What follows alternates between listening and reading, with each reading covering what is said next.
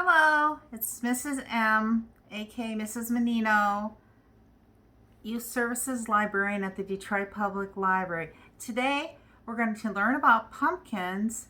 We're going to learn about how to pick them, the different kinds, and how to carve a pumpkin.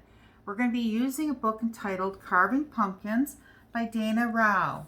This book is called Carving Pumpkins, and after we read how to carving pumpkins, we are going to carve a pumpkin today. Let's get started. Carving Pumpkins by Dana Rao. In every nonfiction book, most nonfiction books, we have a table of contents which tells you what is in the book.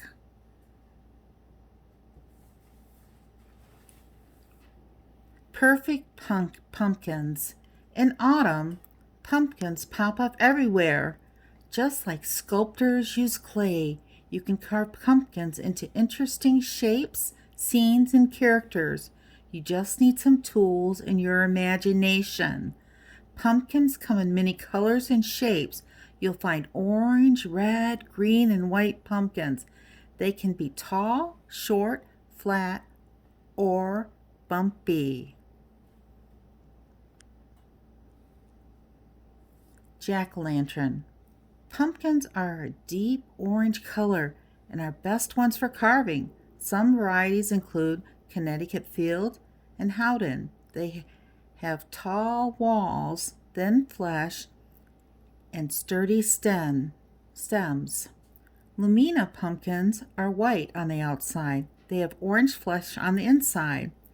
Jack-be-littles are tiny and make great decorations. There are a lot of other varieties too, such as short, fat, fairy tales, or green, gray girardells. Some of these are better for baking and have a thick skin that's harder to carve. This fall, shop for pumpkins at grocery stores, roadside stands, farms, and fairs. Keep your eyes out for the perfect one to express your creativity. Did you know that pumpkins are fruits? Fruits are the parts of plants that hold the seeds. Tricky Jack. People place jack-o'-lanterns in windows. They also place them on porches to greet visitors. This is a tradition around the fall holidays.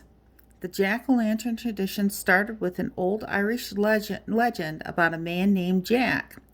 Jack was a tricky man. When he died, heaven would not let him in. The devil didn't want him either. He was left to wander in darkness. All he had was a burning piece of coal for light. He placed it in a lantern carved from a turnip. He became known as Jack-o'-lantern or Jack-o'-lantern. To keep Jack's wandering spirit away, people carved scary faces in turnips, potatoes, and even beets. They placed the carvings in their windows and on their doorsteps. In the 1800s, many Irish immigrants came to America. They brought their traditions with them. They found that the pumpkin, a fruit native to America, was easy to carve. It made the perfect jack-lanterns. The basic tools that you need for carving pumpkins. Stores sell pumpkin carving kits. Your kitchen toolbox or toy box may also hold tools you can use to make your pumpkin come alive. Below are some of the tools you can use.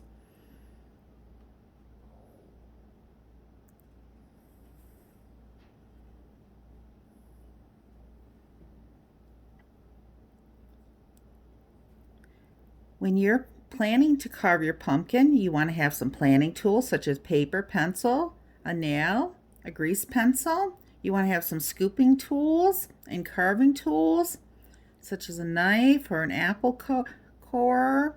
And you want to have maybe some decorations such as leaves or candy or paints and maybe some battery operated lights. And please think safety first. Always get adults' permission and supervision when using a knife, saw, or other carving tools. Cut away from your body and be sure your other hand is not in the way. Picking your pumpkin. You can find a pumpkin that is just right for you, boys and girls. No two pumpkins are exactly the same. You may have a design in mind. If so, you may already know what shape that you want it to buy, or the pumpkin you find may inspire you. Either way, you'll know the perfect one when you see it. Look for a pumpkin that is the same color and shape all the way around. Test it to see if it stands up straight. You might want one with skin that does not have too many knobs or bumps, or maybe you want the bumpiest one you can get. Don't buy a pumpkin with soft spots or bruises. These areas will rot sooner than the rest and won't stand up well to carving. Never carry your pumpkin by its stem. Support it from the bottom instead. The stem may feel strong, but it can break off and send your pumpkin crashing to the ground. At home, you should store your pumpkin in a cool place, like a porch or patio, until you're ready to carve it. A fresh pumpkin will last a month or more before it starts to rot, but a carved one only lasts about 5 to 10 days. Carve it 1 or 2 days before you plan to display it. Here's the parts of the pumpkin: the stem, skin, pulp inside, together called the shell, seeds, and fibrous strands. Making a plan. You should sketch some ideas before you carve. Artists often make sketches before they start a final piece of art.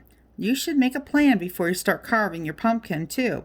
A sketch is a good place to work out your ideas and solve any problems before you make the first cut. Brainstorm a bunch of ideas, then draw one out in actual size with paper and a pencil. The simpler the image, the easier it will be to carve. You can buy pre-drawn images, but it is usually more fun to make your own. Let's talk about You can draw your image right onto the pumpkin skin with a grease pencil, or you can transfer the image onto your pumpkin. Here's how. Step 1, cut out and pick out and cut it out, your picture, and tape it to the front of your pumpkin. Try to tape it as flat as you can. Step 2, with a pen or nail, poke through the paper onto the pumpkin skin, your design. And step 3, remove the paper. Your image is now drawn in little dots. Now you'll know exactly where to cut.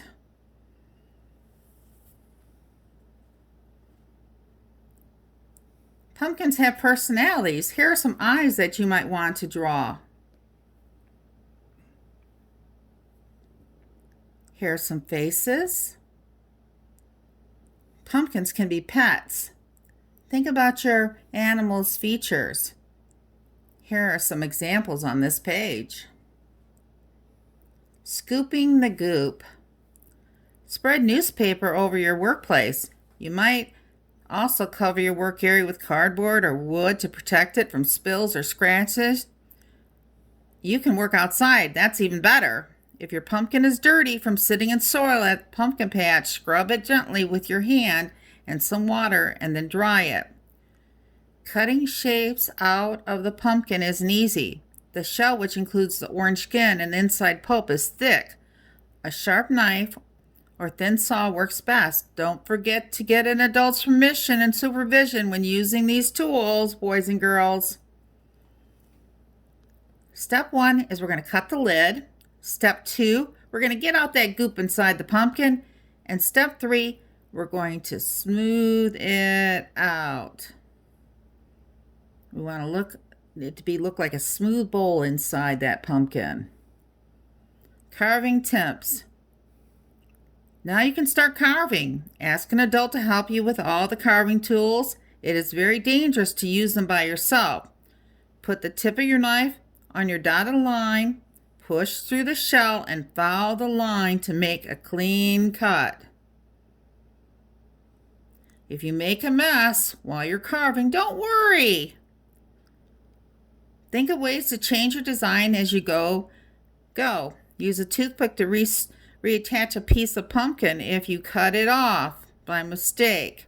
Your mistake might end up making your project even better. Light it up. You might want to stick a candle in your pumpkin when you set it outside.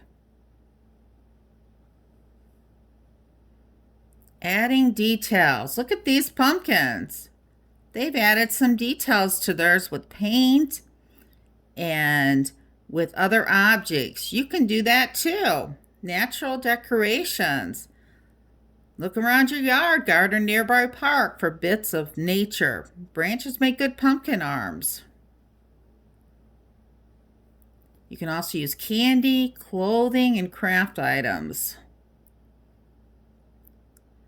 So now what we're going to do is we're going to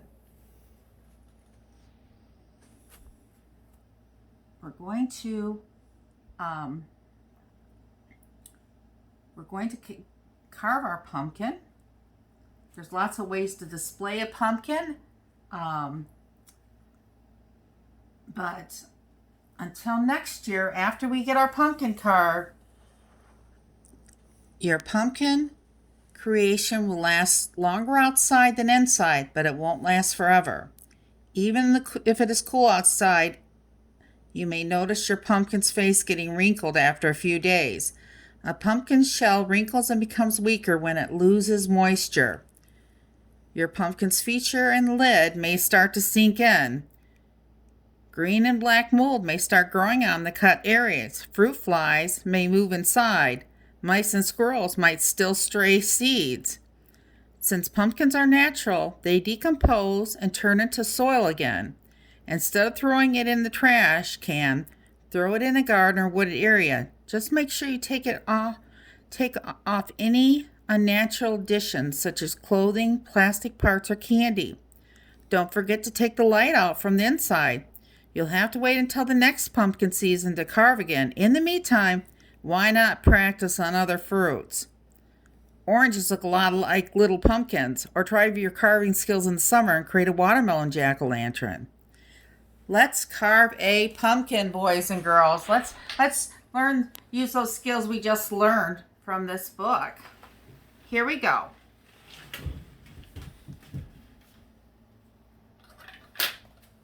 So we have a pumpkin here.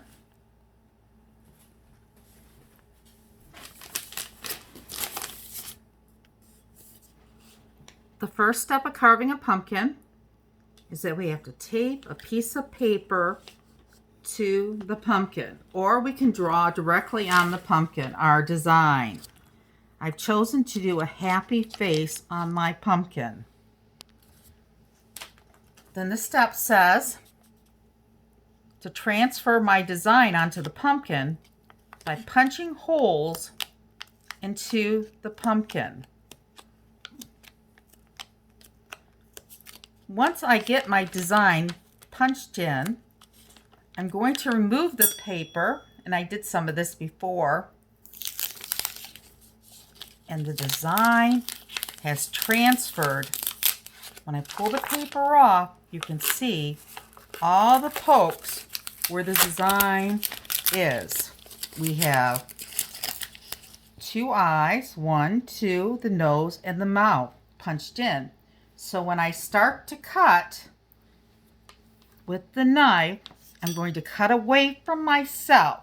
I am not going to cut towards myself, the design, so that I do not cut myself. And I'm going to make sure my other hand is away from the knife. Cut away. And it's okay if it's not perfect, because pumpkins are hard to cut. Then once I get all the shapes cut out, just like this, I'm going to remove the pieces from my jack-o'-lantern. Just like this. And my jack-o'-lantern is almost done. But inside, I have the pulp. So I need to scrape all of that off my pumpkin. And I'm going to use a spoon just to scrape it all off so that I can put a candle inside. So I'm going to get as much as I can out. I'm going to save some of the seeds, boys and girls, because you can bake the seeds with salt, and you can make pumpkin seeds to eat, and they're very tasty. And also, you can dry out some of the seeds and plant them in your garden next year. And sometimes just sticking your hand in and pulling all the guts, we call this guts, inside the pumpkin out. So once we get it all out, we can place our candle in there and we can put it on our porch. Or I can add hair or other clothing to this pumpkin. We get it all cleaned out. I can wash the inside of it out. And I've got all the guts removed. Ooh, that's a lot. And I'm going to bake some of those so that I can make some pumpkin seeds, because those are yummy.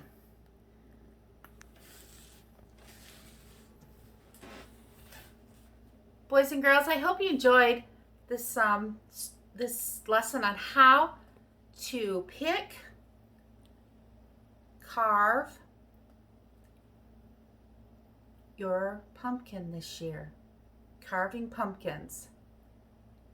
Have a wonderful harvest season, boys and girls. And if you celebrate Halloween, have a very safe Halloween. Goodbye.